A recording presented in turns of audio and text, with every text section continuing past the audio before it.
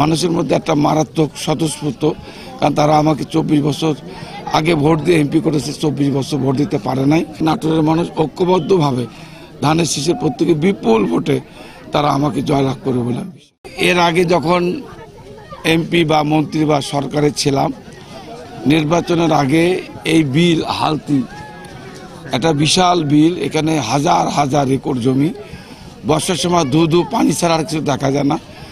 এই বিলের মাঝখান দিয়ে একটা রাস্তার প্রতিশ্রুতি দিয়েছিলাম, সাবমার্সিবল রোড। সেই সাবমার্সিবল রোড আমি এই বিলের মধ্যে দিয়ে প্রথম পরীক্ষামূলক শুরু করেছিলাম। দীর্ঘ প্রায় 24 বছর পর আজকে আবার এই বিলে এখানে ভোট চাইতে এসেছি। মানুষের মধ্যে একটা মারাত্মক স্বতঃস্ফূর্ত, কারণ তারা আমাকে 24 বছর আগে ভোট দিয়ে এমপি করেছে, 24 বছর ভোট দিতে পারে নাই। প্রত্যেকবারই আমি জেলে ছিলাম। তো আজকে আমি তাদেরকে প্রতিশ্রুতি